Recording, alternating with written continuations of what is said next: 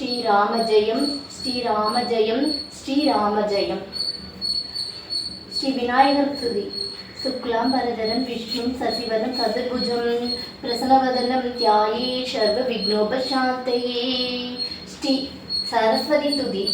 தோர்பியுக்த சதிபிஸ்பரிகரிமயி மஷமலாம் ததானா ஹஸ்தேன கேன பத்மம் ஸ்ரீதமபிசசுகம் புத்தகம் சாபரணே பாசா குந்தேந்து சங்கஸ்படிக மணிநிபவாசமான ஷமானா ஷாமே வாக்த தேவ தேயம் நிவசு துவதனை சர்வ பிரசன்னா. ஸ்ரீ வால்மீகி துதி. கூஜந்தம் ராம ராமேதி மதுரம் மதுராஷரம் ஆரோக்கிய கவிதா சாகம் வந்தே வால்மீகி கோகிலம். 9ஆம் நாள் 49வது சர்க்கம். ராவணனின் மகிமையை கண்டு வியத்தல். அரக்கர்களை அழித்தால் தொடர்ந்து ராவணனே போருக்கு வருவான் என எண்ணினேன். ஆனால் அவன் என்னையே தன்பால் வரவழைத்துக் கொண்டு விட்டான் என எண்ணி வியந்தார் ஹனுமன். ராவணன் ராமருக்கு இழைத்த துன்பத்தை எண்ணி சினத்தோடு அந்த ராட்சச ராஜனை கனல் எற பார்த்தார். ராவணன் நவரத்தினங்களால் இழைத்த தங்கு கிரீடத்தோடும் கழுத்தில் ஒளி சிந்தும் முத்து மாலைகளோடும் மற்றும் பல ஆபரணங்களாலும் அலங்கரித்துக் கொண்டு வெண்பட்டாடை மின்ன பரிமளங்களின் பூச்சோடும் கம்பீரமாக காணப்பட்டான். தனது 20 விழிகளும் சிவக்க சினத்துடன் ஹனுமனை பார்த்தான் அரக்கன். அவன் ஒரு பர்வதம் போல் சரீர காந்தியுடன் 10 தலைகளுடன் விளங்கினான். படிகத்தால் செய்யப்பட்ட அவன் ஆசனம் நவரத்தின தூண்களால் அலங்கரிக்கப்பட்டு விரிப்புகளால் அழகு பெற்று பிற மிக நேர்த்தியுடன் விளங்கியது. சிறந்த அழகு மிக்க பெண்டீர் சாமரம் வீசிக்கொண்டிருந்தனர். துரிதரன், பிரகஸ்தன், மகாபாஸ்தவன், நிகும்பன் என்ற அமைச்சர்களால் சூழப்பட்டிருந்தான். இவ்வாறு கம்பீரமாக அமர்ந்திருந்த இலங்கேஸ்வரரை கண்டு ஹனுமர் வியப்புற்றார். இவ்வளவு மகிமை பெற்ற இவன் தர்மவானாக இருந்திருந்தால் இந்திரனுக்கு ஒப்பானவாக இருந்திருப்பான். உலக நிந்திக்கும் இவனது கொடிய செயல்களால் தேவர் அசுரர் என அனைவரும் அஞ்சு நடுங்கிறார்கள். இவன் சினத்தால் பிரபஞ்சையே அழித்து கடலில் கலந்து விடக்கூடியவனே, ஐயமில்லை என பலவாறு சிந்தித்தார் ஹனுமன். 49வது சர்க்கம் முற்றிற்று. 50வது சர்க்கம். ராவண மாருதி சம்வாதம். தனக்கு எதிரில் இருந்த ஒளிமிக்க அந்த ஹனுமாரை நிமிர்ந்து பார்த்து சினமும் குரூர குணமும் கொண்ட ராவணன் இவ்வாறு நினைத்தான். நான் கைலை மலையை அசைத்த போது என்னை சபித்த நந்திகேஸ்வரனே இந்த வானர வடிவில் வந்துள்ளானோ என எண்ணிய ராவணன் பின்னர் அமைச்சன் பிரகஸ்தனை பார்த்து இவ்வாறு சொன்னான். எனது அமைச்சனே பிரகஸ்தா, இந்த வானரம் எங்கிருந்து யார் அனுப்ப இங்கு வந்தான் என எனது வனத்தை அழித்ததாலும் அரக்கரை கொன்றதாலும் இவனுக்கு கிடைத்த பலன் என்ன என்று விசாரி. எந்த பயன் கருதி என் பட்டினத்தில் நுழைந்தான், ஏன் கிங்கரர்களை கொன்றான் என கேள். இவ்வாறு ராவணனால் கட்டளையிடப்பட்ட பிரகஸ்தன் ஹனுமனிடம், ஓ குரங்கே, அஞ்சாதே, தைரியமாக சொல். இந்திரனால் அனுப்பப்பட்டு இங்கு வந்தவனா? குரங்குக்கு ஒவ்வாத தேசத்தோடு விளங்கும் நீ வெற்றியை விரும்பி விஷ்ணுவால் அனுப்பப்பட்டாயா என்று கேட்டான். பிரகஸ்தன் கேட்ட கேள்விக்கு ஹனுமன் பிரகஸ்தனை அலட்சியப்படுத்தி ராவணன் நோக்கி பதில் சொன்னார். நான் இந்திரன், யமன், குபேரன், வருணன் இவர்களால் அனுப்பப்படவல்லவன. விஷ்ணுவும் என்னை ஏவவில்லை. இந்த வானர வடிவம் எனது பிறவியிலேயே இருந்தது. இலங்கேஸ்வரனான உன்னை நேரில் காணவே இவ்வாறு செய்தேன். நந்தவனத்தையும் போருக்கு வந்த அரக்கரையும் அழித்தேன். நான் பிரம்மாஸ்திரம் முதல் எந்த ஆயுதங்களாலும் கட்டப்பட்ட முடியாதவன். பிரம்மதேவன் எனக்கு வரம் தந்துள்ளார். உன்னை காணவே பிரம்மாஸ்திரத்திற்கு கட்டுப்பட்டுள்ளனே. அரக்கர்கள் கயிறுகளால் என்னை கட்டிய போதே பிரம்மாஸ்திரத்திலிருந்து விடுபட்டு விட்டேன். அளவில்லாத ஒளிமிக்க ஸ்ரீ ராமதூதன் நான். உனக்கு நல்லது எண்ணி நான் சொல்லும் வார்த்தைகளை கேள் என்றார். 50வது சர்க்கம் முற்றிற்று. 51வது சர்க்கம். ஹனுமன் ராவணனுக்கு உபதேசித்தல். தனித்திருந்தும் மிகுந்த பராக்கிரமும் உள்ள ராவணனுக்கு அஞ்சாமல் தான் செய்யும் ஹிதோபதேசம் அவனுக்கு நிச்சயம் சினத்தை மூட்டும் என்று தெரிந்தும் ஹனுமான் ராவணனுக்கு இவ்வாறு சொன்னார். ஓ ராட்சசராஜனே, கிஷ்கிந்தையின் மன்னன் சுக்ரீவன் என்னை இங்கு அனுப்பினார். அவர் தங்கள் சேமத்தை விசாரிக்க சொன்னார். தங்களை உடன்பிறப்பாக என்னும் சுக்ரீவன் சொல்லி அனுப்பிய விஷயங்களை உங்களுக்கு சேமத்தை தரக்கூடியவை, அறம் பொருளென்ற புருஷார்த்தங்களுக்கு ஏற்புடையவை. எனவே தயவு செய்து கவனமாக கேளுங்கள். தேசத்தில் இந்திரனுக்கு ஒப்பான இணையற்ற சதுரங்க பலம் பெற்ற தசரதர் என்ற மன்னர் பிரஜைகளை தன் சொந்த பிள்ளைகளாக நினைப்பவர். அவர் சிரேஷ்ட புத்திரனே ராமர். அவர் மிகுந்த தேஜஸ்வி, அதிவீரர், அனைவருக்கும் மகிழ்ச்சியை தருபவர். அருளின் வடிவம், தவறு செய்பவர்களை ரசிக்கவும் தெரிந்தவர். அவர் தந்தையின் ஆணையை ஏற்றி இளவலோடும் மனைவி சீதையோடும் தண்டகவனத்தில் பிரவேசித்தார். அங்கு சாத்விமானியன் அவர் மனைவி சீதை காணாமல் போய்விட்டார்.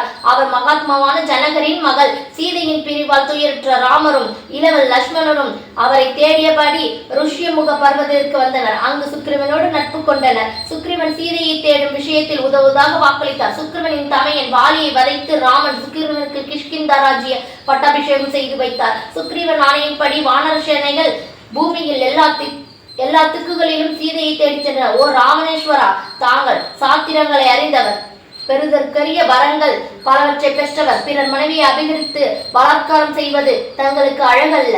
தங்களை போன்ற அறிஞர் அறத்திற்கு விரோதமான, அழிவுக்கு காரணமான காரியங்களில் ஈடுபடலாமா? ராமனால் ஆணையிடப்பட்டு லட்சுமணன் பானங்களை பொழிந்தால் தேவாசுரரும் தாங்க மாட்டார்கள். ராமருக்கு கெடுதல் செய்து எவனும் வாழ்ந்துவிட முடியாது. எனவே தங்களுக்கு பரம மங்களத்தை கொடுக்கும் என் வார்த்தைகளை கேட்டு சீதையை ராமனிடம் ஒப்படைத்து விடுங்கள். உங்கள் குலம் தழைக்கும். வெகு சிரமப்பட்டு சீதையை கண்டேன். மேலும் என்ன செய்ய வேண்டுமோ அதற்கு ராமனின் நாயை எதிர்பார்க்கிறேன். துக்கத்தில் இருக்கும் சீதையை எடுத்து வந்தது 5 தலை நாகத்தை மடியில் கட்டி கொண்டது போன்றதே. சீதைக்கு மாசு ஏற்படுத்தி அவரை அடைய நினைத்தால் அது விஷம் கலந்த அனைத்தை உண்டு உயிர் வாழ நினைப்பதற்கு ஒப்பானது.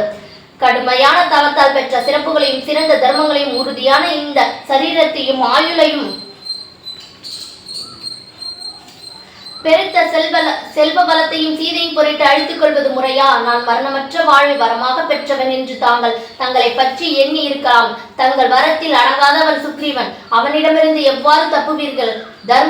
தர்மம் சுகத்தை தரும், அதர்மம் துக்கத்தை தான் தரும். இரண்டையும் ஒன்றாக அனுபவிக்க முடியாது. தாங்கள் செய்த தர்மத்தின் பயனெல்லாம் சீதையை கவர்ந்ததால் தீர்ந்து விட்டன. தாங்கள் செய்த அதர்ம பலனே எஞ்சியுள்ளது. நான் சொல்வதை அற்ப குரங்கில் பேச்சென்று தள்ளிவிட வேண்டாம். ஜனஸ்தானத்தில் 14,000 வீரர்கள் ராமனால் மடிந்ததையும், வாலி ஒரே பானத்தால் மாண்டதையும், ராமசுக்ரீவ ஜக்தேயும் எண்ணி பார்த்து நலம் தரும் காரியத்தில் ஈடுபடுங்கள். சீதாதேவியை ஸ்ரீராமரிடம் ஒப்படையுங்கள். இங்குள்ள அரக்க சேனையை அழிக்க நான் ஒருவனே போதும். சீதை இலங்கையை அழிக்க வந்த காலராத்திரி என்பதை மறக்க வேண்டாம். ஸ்ரீராமனின் சினமும் சீதையின் பதிவரத்திய மகிமையும் இலங்கையை அழித்துவிடும். தாங்களும் சுற்றத்தோடும் அழிந்து இலங்கையையும் அழிக்க வேண்டாம். என்னை நீ சாமானியமான வானரமாக எண்ண வேண்டாம். சத்திய சந்திரனான ராமரின் அடிமையான நான் சொல்வது பொய்யாகுமா? ஸ்ரீராமர் இந்த பிரபஞ்சத்தை ருத்ர ரூபம் தாங்கி அழிக்கவும் வல்லவர், பிறகு படைக்கவும் வல்லவர். ராமரை எதிர்த்து போரிடும் ஆற்றல் மிக்கவர் எவ்வுலகிலும் இல்லை. பெருமை மிக்க ராமருக்கு தீங்கு செய்து பிழைக்க முடியாது. நெற்றிக்கண்ணால் மன்மதனை எரித்தவர், திரிபுரதகனம் செய்த ருத்ரனுக்கு இது அரிதா என எண்ண வேண்டாம். ருத்ரன் பகைவர்கள் அபராதிகள். ஆனால் ஸ்ரீராமர் சர்வ மங்கள ஸ்வரூபிமி, பிரம்மாவும் கர்ம வசப்பட்டவர். எனவே அவரும் ஸ்ரீராமனை எதிர்க்க முடியாது. எனவே நீ உன் தீய எண்ணத்தை மாற்றிக்கொள். இவ்வாறு ஹனுமன் கூறிய ஹித வசனங்களை கேட்டு அகம்பாவம் மிக்க ராவணன் கோபத்தால் சீறி இங்கு குரங்கை கொன்று விடுங்கள் என ஆணையிட்டான்.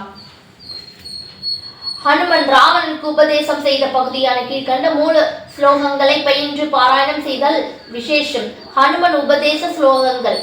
நது தர்மோ பசமஹாரம் தர்ம பலசிம்சிதம் ததேவ பலமன் வேதி தர்ம சாதர்ம நாசன பிரபதம் தர்ம பலம் தாவத்பதம் நாத்ர சம்சயம் பலமஸ்யாப்தய தர்மஸ்ய க்ஷிப்ரமேவ பிரபஸ்த்யஷே ஜனஸ்தானவதம் புத்வா வாலி வதம் தா ராம சுக்ரீவ வம்ச ஷபுத்ய ஸ்ரீதை மாத்மன காமம் கல்வ ஹம்பேய ஷவாஜிரத குஜ்ராரம் லிங்கம் நாச இதம் சக்தஸ்வயஸ்ய நசிஸ்யம் ராமனே பிரதிஷ்டாதம்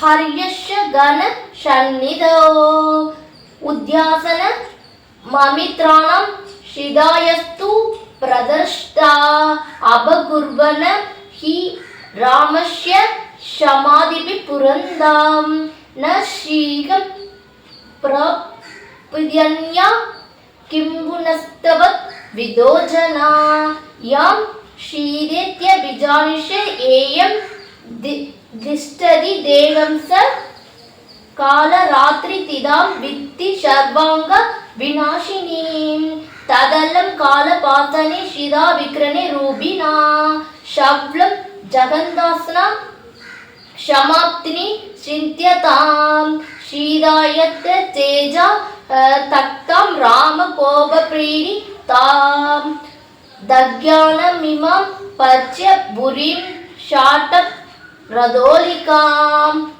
शुभानि मित्राणि मन्त्रिं शक्तारिं प्रातृनिषदान्हिदां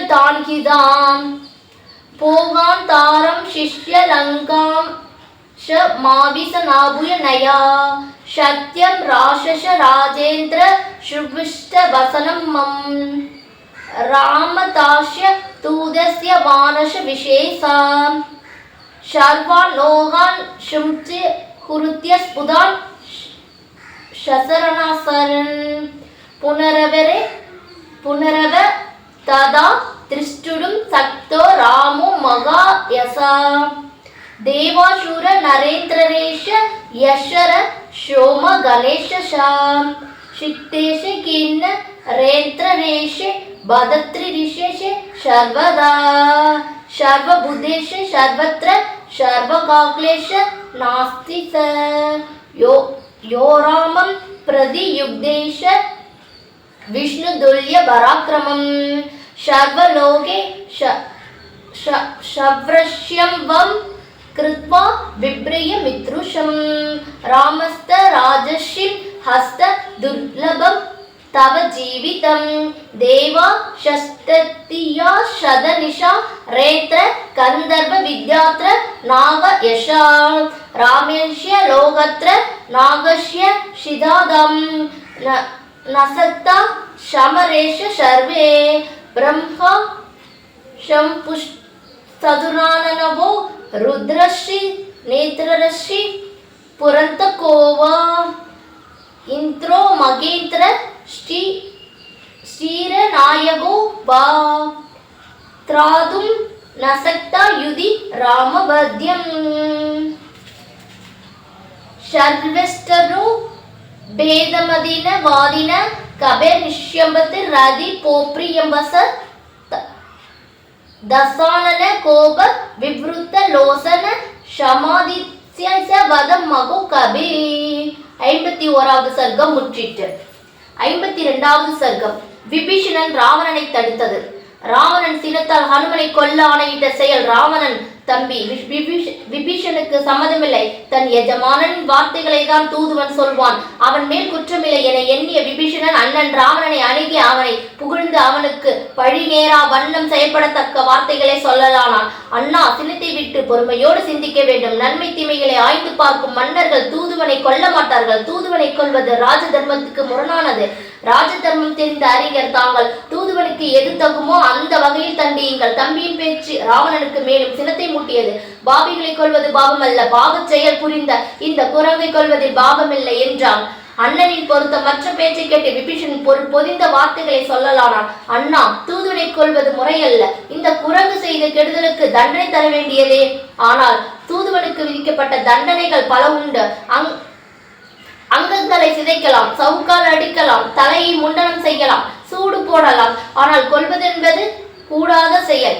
தங்களை போன்ற தர்ம சாஸ்திர அறிவிலோ ஆசாரத்திலோ சாஸ்திரங்களை அனுசரிப்பதிலோ சிறந்தவர் யாரும் இல்லை.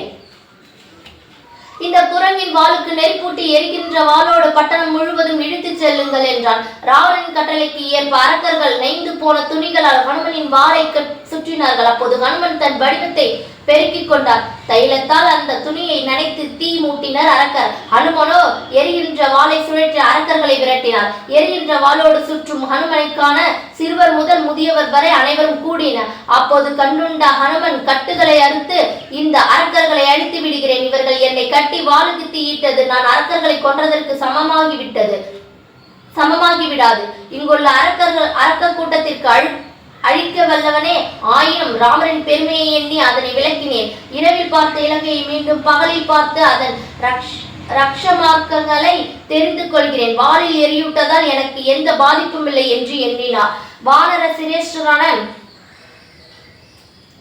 ஹனுமனை அரக்கர் இழுத்து சென்றனர். இதனை வாய்ப்பாக எண்ணி இலங்கை முழுவதையும் ஹனுமன் நன்கு பார்த்தார். ஹனுமனை ஓர் விந்தை பொருளாக எண்ணி ஆடவரும் பெண்டிரும் திரண்டு வந்து பார்த்தனர். ஹனுமன் வாளுக்கு நெருப்பிட்டதை வீதிகளில் ஈடுபடுவதையும் சிலர் வந்து அன்னை சீதைக்கு தெரிவித்தனர். இந்த செய்தியை கேட்ட சீதை துக்கத்தால் கண்ணீர் சிந்தி உள்ளம் கலங்கி அக்னி தேவனை மனத்தால் பிரார்த்தித்தார். ஓ அக்னி தேவனே, கணவனின் மனமறிந்து பணி செய்யும் சிறப்பு எனக்கு இருப்பது உண்மையானால், அவரை சேர்வது ஒன்றையே எப்போதும் விரும்பி நிற்பது உண்மையானால், ஓ தீக்கடவுளே, ஹனுமானின் வாளில் எழுந்த ஜவ்வாலையால் குளிர்ச்சி தோன்றட்டும், அந்த அக்னி சாந்தமாகட்டும் என்று வேண்டிக் கொண்டார். சீதையின் பிரார்த்தனை அக்னி பகவான் ஏற்று ஹனுமனின் வாளில் கொழுந்து விட்டு எரிந்த அக்னி ஜவாலையில் குளிர்ச்சி தோன்ற செய்தார். வாயு தேவனும் குளிர்காற்றை வீசி சுகமூட்டினார். தன் வாளின் நெருப்பு அதன் இயல்புக்கு மாறாக குளிர்ச்சி அடைந்ததை எண்ணி ஹனுமன் வியந்தார். இது ஸ்ரீராமபிரானின் அருளின் மகிமையே. அன்னை சீதையின் ராமபக்தி, ஸ்ரீராமரின் சக்தி, வாயு பகவானின் அருள், இவைகளால் தான் அக்னி பகவான் என்னை எரிக்கவில்லை என்று எண்ணிய ஹனுமான் உற்சாகத்தோடு விண்ணில் எம்பி பெரிதாக கர்ஜித்தார். அங்கிருந்த உயர்ந்த கோபுரத்தின் மேல் ஆரோகணித்தார். திடீரென தன் உருவத்தை சுருக்கிக் கொள்ளவே அவரது கட்டுகள் தளர்ந்தன. கோட்டை வாயிலில் இருந்த ஒரு பெரிய உலகை கண்டு தன் உருவை மறுபடியும் பெருக்கிக் கொண்டு அந்த தடியால் காவலர்கள் பலரை தாக்கிக் கொண்டார். வாளில் எரிந்து கொண்டிருந்த ஒளியால் சுடர் விடும் கதிரவன் போல் பிரகாசித்தார். 53வது சர்க்கம் முற்றிற்று. 54வது சர்க்கம். ஹனுமன் இலங்கையை எரித்தார். மிகுந்த ஆர்வத்தால் உந்தப்பட்ட ஹனுமன் இலங்கையில் தனக்கு எஞ்சியுள்ள காரியத்தை பற்றி நினைத்தார். அசோகவனம் அழிந்தது மற்றும் உயர்ந்த அரக்கர் பலரும் அழிந்தனர். சேனையும் ஒரு பகுதி அழிந்தது. கோட்டை மட்டுமே எஞ்சியுள்ளது. மதில்களோடுள்ள இந்த பட்டணத்தை அழித்தால் கடல் தாண்டிய எனது காரியம் பயனுடையதாகும். என் வாளை குளிர்வித்த அக்னிக்கு இங்குள்ள வீதிகள் பலவற்றால் திருப்தி செய்கிறேன் என எண்ணியபடி எரிகின்ற வாளோடு அரக்கர்களின் நிலங்களிலும் தோட்டங்களையும் சுற்றி அவைகளை எரித்தார். பிரகஸ்தன், மகாபாஷ்டவன், பிறகு வஜ்ரதம், ஹிஸ்டன், சுகன், ஷாரணன் என்னும் இவர்கள் இல்லங்களையும் பிறகு இந்திரஜித்தின் வீட்டையும் எரித்து விட்டார். பின்னர் பல முக்கியமான அரக்கர் இல்லங்களையும் எரித்து சாம்பலாக்கினார். ஆனால் விபீஷனின் இல்லத்தை மட்டும் எரிக்காது விடுத்தார். இறுதியில் பல்வகை ரத்தினங்களாலும் மங்கள திரவியங்களாலும் நிறைந்த ராவணன் சிறந்த மாளிகைக்கு தீமூட்டி விட்டு உற்சாகத்தில் சிங்கநாதம் செய்தார். அந்த அக்னி ஊழி காற்றின் பெரும் தீயாக எரிந்தது. இலங்கையின் சிறந்த வீடுகள் சிதறி எரிந்தன. அரண்மனைகள் சரிந்தன. எரிகின்ற இல்லங்களுக்கிடையில் சிக்கிய அரக்கர் ஓலம் விட்டனர். முத்து, பவளம் போன்றவைகளை பதித்து வெள்ளியாலும் தங்கத்தாலும் கட்டப்பட்ட வீடுகளிலிருந்து உருகி பெருகும் தங்கம் முதலியவற்றை ஹனுமன் கண்டார். ஹனுமனால் கொல்லப்பட்டு தீயில் கருகி பல அரக்கர் மாண்டனர். ஹனுமனால் வைக்கப்பட்ட நெருப்பு பட்டணம் முழுவதும் பரவி ஓங்கி உயர்ந்து எரிந்தது. பிரகஸ்தன் முதலான அரக்கர்கள் அங்கு வந்து எரிவதை பார்த்து, இந்த குரங்கு வஜ்ராயுதம் தரித்த மகேந்திரனோ, தானே வந்த காலனோ, நான்முக பிரம்மனின் சினமே இந்த உருவத்தோடு வந்ததோ, மனதில் கெட்டாத மகாவிஷ்ணுவின் தேசஜே வடிவம் தாங்கி வந்ததோ என எண்ணினர் அரக்கர். இலங்கை ஹனுமானின் சினத்தால் ஆக்கிரமிக்கப்பட்டு கடுமையான சாபத்தால் அழிந்தது போல் காணப்பட்டது. அசோகவனத்தை அழித்ததும் அரக்கர் பலரை கொன்றும் சிறந்த வீடுகளை அழித்தும் தாம் செய்ய வேண்டிய காரியத்தை முடித்துவிட்டு பெருமிதத்தோடு நின்றார் ஹனுமன். திரிகூட பர்வத்தின் புச்சியில் ராஜசிம்கம் போல் அமர்ந்து ஹனுமான் எரிகின்ற வாளோடு கோள்கள் சூழ்ந்துள்ள சூரியன் போல் விளங்கினார். அப்போது ஸ்ரீராமனை பலதால் தியானித்தார். பிறகு வானர வீரர்களை சிறந்தவரும் மகாபலமும் வாயுவை போன்ற வேகமும் கொண்டவுமான ஹனுமாரை தேவ கணங்களாலும் துதித்தன. கந்தர்வ தேவ சித்தர்களும் மகரிஷிகளும் இலங்கை எரிவதை கண்டு வியப்புற்றனர். தேவரிஷி, கந்தர்வ, வித்யாதர, நாக, யஷ கணங்களும் ஹனுமாரை கண்டு மிகுந்த சந்தோஷப்பட்டன. 54வது சர்க்கம் முற்றிற்று.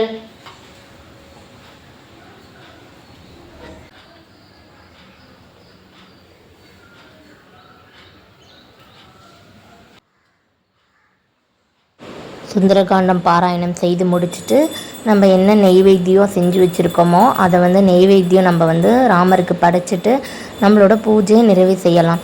இன்றைக்கி நெய்வேத்தியமாக நான் என்ன வச்சுருக்கேன்னா நட்ஸு, அதுக்கப்புறமா பால் தான் நெய்வேத்தியமாக வச்சுருக்கேன். இந்த பாராயணத்தை நீங்களும் கேட்கும்போது அதோட நன்மைகள் உங்களுக்கும் கிடைக்கும். ஸ்ரீராம ஜெயம் ஸ்ரீராம ஜெயம் ஸ்ரீராம ஜெயம்.